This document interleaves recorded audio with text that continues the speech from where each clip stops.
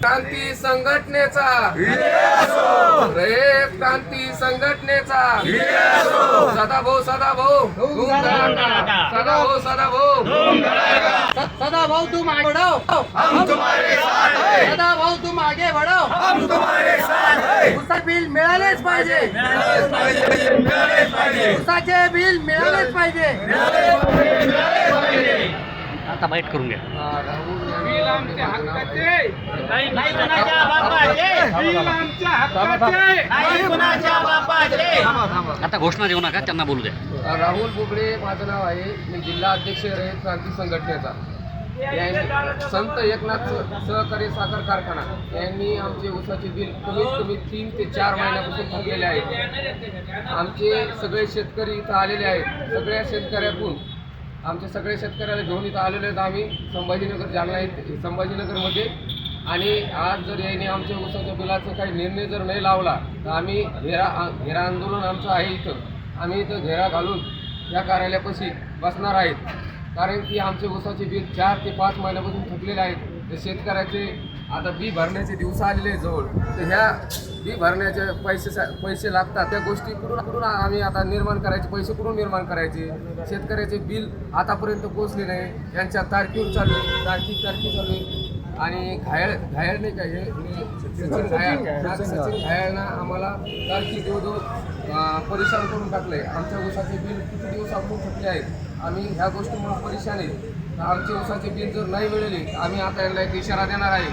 एकदा आम्ही त्यांच्या कारखान्यासमोर रास्ता रोको आंदोलन करणार आहे. ते आंदोलन करून आम्ही त्यांना अजून एक जाता एक इशारा देऊन जाणार आहेत आणि निवेदन देणार आहेत. आता सध्या आमचे लोक आले 300 ते 200 लोक आलेले. काही गेवरा जिल्ह्यातून, गेवरा तालुक्यातून शहागड, रामगड, घनसंगी, नागझरी आता ही आमच्या शेतकऱ्यांची लग्नाची पत्रिका आहे. 4 तारखेला लग्न आहे. बिल तर नाही. आता कसं करायचं. आत्महत्या केल्याशिवाय पर्याय नाही. आत्महत्या केल्याशिवाय आम्हाला पर्याय नाही. एक तर बिल द्यायला पाहिजे, नाही आत्महत्या केल्याशिवाय मला पर्याय नाही.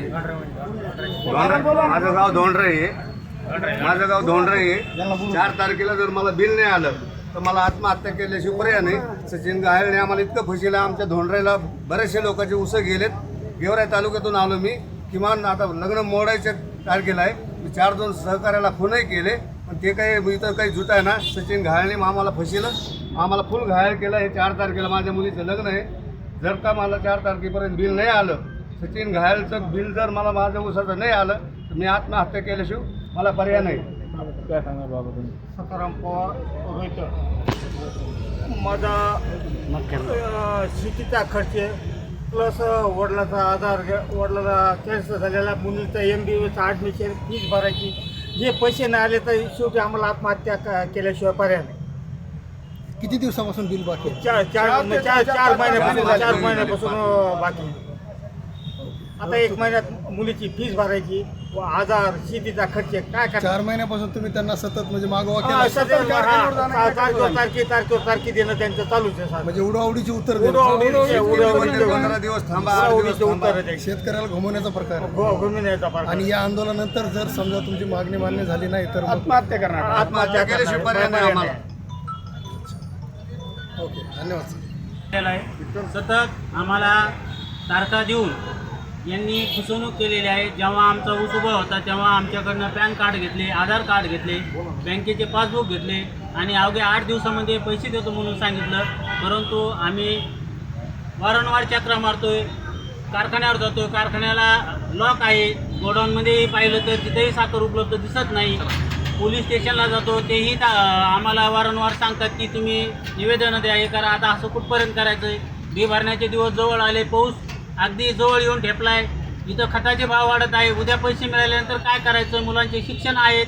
आणि अशा परिस्थितीमध्ये जर त्यांनी आम्हाला असं घुमाघुमीचं उत्तर केलं, टाळाटाळी केली तर आम्ही शेतकरी बांधवांनी काय करायचं. त्यामुळं सरकारला अशी आमची विनंती आहे की तुम्ही या गोरगरीब शेतकऱ्याकडं माईबापासारखं पाहून आम्हाला योग्य ते न्याय द्यावा आणि आमचे त्वरित ताबडतोब पैसे यांच्याकडनं कसे वसूल करायचे ते करून आम्हाला न्याय देऊन आम्हाला त्यांनी या कर्जातून किंवा या ओझ्यामधून मुक्त करावे, हीच या ठिकाणी मी विनंती सरकारला विनंती करतोय.